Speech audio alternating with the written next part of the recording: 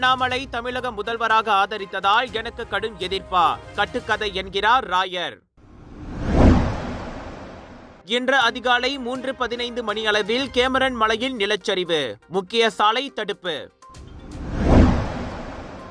ஆசிய கல்வி விருதளிப்பு விழாவில் சிறந்த ஆசிரியர் விருதை தீபன்ராஜ் பெற்றார்.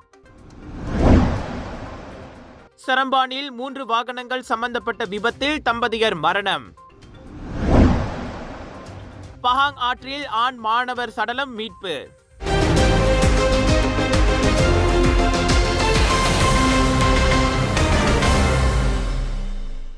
ஆசிய கல்வி விருதளிப்பு விழாவில் தாமான் சூத்ரா தேசிய இடைநிலைப் பள்ளியின் ஆசிரியரான தீபன்ராஜ் சிறந்த ஆசிரியர் விருதை பெற்றார். அறிவியல் மற்றும் பல்லூடக ஆசிரியரான 33 வயதுடைய அவர் தொழில்நுட்பம், கற்றல் மற்றும் புத்தாக்கம் அடிப்படையிலான திட்டங்கள் மூலம் மாணவர்களுடன் 42 புத்தாக்க திட்டங்களை வழிநடத்தியுள்ளார். தேடல் மற்றும் மீட்பு நடவடிக்கைக்கான நிலத்தடி ட்ரோன் திட்டம், கோழி வளர்ப்பு பிரச்சினைக்கு தீர்வு காண ஸ்மார்ட் கோழி தீவன திட்டம், மாணவர்கள் தங்களது நேரத்தை திறம்படி நிர்வகிக்க உதவும் வாய்ஸ் டைம் ப்ராஜெக்ட், சுற்றுச்சூழலை கண்காணிக்கும் ஃப்ராகி IoT திட்டமானது இன்டர்நெட் ஆஃப் திங்ஸ் தொழில்நுட்பத்தை ஒருங்கிணைத்து சுற்றுச்சூழல் நிலைமைகளை கண்காணிக்கும். குறிப்பாக நீரின் தரத்தை கண்காணிப்பது போன்ற புத்தாக்க திட்டங்களுக்காக தீபன்ராஜ் சிறந்த ஆசிரியருக்கான விருதை பெற்றார். கல்வியில் பெரும் தாக்கத்தை ஏற்படுத்த கல்வியாளர்களுக்கு பயிற்சி அளிக்கும் பொறுப்பு வழங்கப்பட்ட மலேசிய ஆசிரியர் தூதர் திட்டத்திலும் தீபன்ராஜ் தேர்ந்தெடுக்கப்பட்டார். மாணவர்களுக்கு சிறந்த முன்மாதிரியாக இருப்பதுடன் நாட்டின் பெயரை அனைத்துலக நிலையில் அறிய செய்ததற்கு தாம் நன்றி தெரிவித்துக் கொள்வதாக தீபன்ராஜ் கூறினார். மலேசியாவில் முதல் முறையாக என்ரிகோஸ் நிறுவனம் மாட்டுப் பொங்கல் விழாவை பெரிதளவில் கொண்டாடவிருக்கின்றது. கிராம சூழலுடன் மாட்டு வண்டி கண்காட்சி, பாரம்பரிய விளையாட்டுகள், ஜல்லிக்கட்டு கண்காட்சி உள்ளிட்ட பல நிகழ்ச்சிகள் நடத்தப்பட உள்ளன. இந்த சிறப்பான விழாவில் கலந்து கொண்டு பொங்கல் திருநாளை அனுபவிக்க உங்கள் அனைவரையும் என்ரிகோஸ் அழைக்கிறது. இந்த விழாவில் கலந்து கொள்ள www.enrico.com.my என்ற அகப்பக்கத்தை நாடுங்கள் அல்லது 01255222845 என்ற எண்ணை தொடர்பு கொள்ளுங்கள்.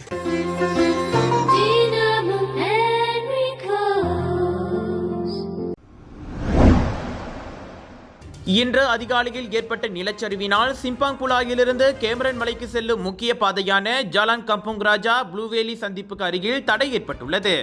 கேமரன் ஐலண்ட்ஸில் பாதுகாப்பு படை இன்று அதிகாலை மணி 3:15க்கு தகவல் பெற்றதை தொடர்ந்து நிலைமையை மதிப்பிடுவதற்கும் உதவி வழங்குவதற்கும் குழுவை பாதிக்கப்பட்ட பகுதிக்கு அனுப்பியது.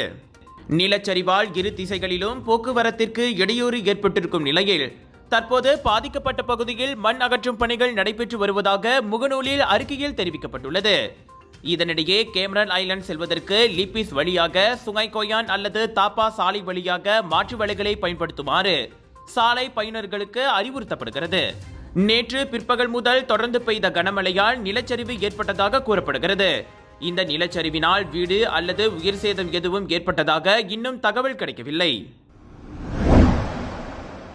தமிழ்நாட்டின் அடுத்த முதலமைச்சராக பாரதிய ஜனதா கட்சியின் தமிழக தலைவர் கே. அண்ணாமலையை தாம் ஆதரித்ததை ஜெலுத்தோங் நாடாளுமன்ற உறுப்பினர் RSN ராயர் தற்காத்து பேசியுள்ளார். ஜனவரி 4ஆம் தேதி பினாங்கில் நடைபெற்ற தமிழ் வம்சாவளி மாநாட்டில் அவ்வாறு பேசியதால் தமக்கு கடும் எதிர்ப்பு கிளம்பியதாக கூறப்படுவதை அவர் மறுத்தார். அண்ணாமலையை ஆதரித்து பேசியதால் ராயர் திடீர் வெளியேற்றம் செய்யும் அளவுக்கு மாநாட்டில் சலசலப்பு ஏற்பட்டதாக DAP கட்சியின் முன்னாள் சட்டமன்ற உறுப்பினர் சதீஷ் முனியாண்டி நேற்றிரவு குற்றம் சாட்டியிருந்தார். ராயரின் பேச்சால் சபையில் கூச்சல் ஏற்பட்டு அவரின் பேச்சை நிறுத்துமாறு கண்டன குரல்கள் எழுந்ததோடும் மன்னிப்பு கேட்க வற்புறுத்தப்பட்டதாகவும் சதீஷ் கூறினார். அதே சமயத்தில் தமிழர்களின் பெருமை, பாரம்பரியம், மதசார்பின்மை மற்றும் இந்திய அரசியல் விவகாரங்களில் ஆழமான தெளிவில்லாமல் ராயர் பேசியிருப்பதாகவும் அவர் சாடியிருந்தார். ஆனால் குற்றச்சாட்டுகளை ராயர் திட்டவட்டமாக மறுத்தார். என் உரையை நான் முழுவதுமாக முடித்துவிட்டு மதிய உணவு வரை மண்டபத்தில் தான் இருந்தேன் என்றார் அவர். என் உரையை முடிக்கும் போது பெரும் கரகோஷமும் வரவேற்பும் கிடைத்தது என்பதே உண்மை. எனவே சதீஷ் எதையும் சொல்லும் முன் தகவல்களை உறுதி செய்து கொள்ள வேண்டுமென ராயர் கூறினார். சென்னை அண்ணா பல்கலைக்கழகத்தில் பாலியல் வன்கொடுமைக்கு ஆளான பெண்ணுக்கு நியாயம் கிடைக்க அண்ணாமலை போராடுகிறார். அதற்காக தன்னைத்தானே சாட்டையால் அடித்துக் கொண்டவர் அவர். எனவேதான் ஒரு வழக்கறிஞர் மற்றும் மனித உரிமை போராளி என்ற வகையில் அண்ணாமலையை அடுத்த தமிழக முதல்வராக தாம் ஆதரிப்பதாக தமது சுய கருத்தை வெளிப்படுத்தியதாக ராயர் கூறினார். கம்போங் ஜொராந்தோட் ஃபேரி அருகே சுங்காய் பஹாங் ஆற்றில் மீன்பிடிக்க சென்றபோது காணாமல் போனதாக கூறப்பட்ட 2ஆம் படிவ மாணவரின் சடலம் கண்டுபிடிக்கப்பட்டது. சம்பவம் நடந்த இடத்திலிருந்து 800 மீட்டர் தொலைவில் இன்று காலை மணி 7:37 அளவில் அந்த மாணவனின் உடல் மிதந்து கொண்டிருந்த போது கண்டுபிடிக்கப்பட்டது. அஸ்ரி ஃபாமி என்ற அடையாளம் கூறப்பட்ட 14 வயது மாணவனை தேடும் நடவடிக்கை இன்று காலையில் 3வது நாளாக மேற்கொள்ளப்பட்ட போது அவனது சடலம் கண்டுபிடிக்கப்பட்டு மீட்கப்பட்டதாக பஹாங் தீயணைப்பு மற்றும் குடிநுழைவுத்துறையின் பொது உறவு அதிகாரி ஜுல்ஃபட்லி ஜக்காரியா தெரிவித்தார். துமேர் தேசிய இடைநிலைப் பள்ளியில் பயின்று வந்த அஸ்மி ஃபாமி தனது 2 நண்பர்களுடன் மீன்பிடித்துக் கொண்டிருந்த போது சனிக்கிழமை மாலை மணி 5 அளவில் ஆற்றில் தவறி விழுந்தான். பினாங் கடா பேரா மக்களே, GM இந்தியன்ஸ் பெருமையுடன் வழங்கும் பினாங் குளோபல் பாலிவுட் பஜார் 8 இருந்து 12 ஜனவரி வரை Aeon Big Seberang Jaya Prai Penang viral food ஃபெஸ்டிவலில் 100க்கும் அதிகமான உணவுகள் திரண்டு வாருங்கள், மகிழ்ந்து போவீர்கள்.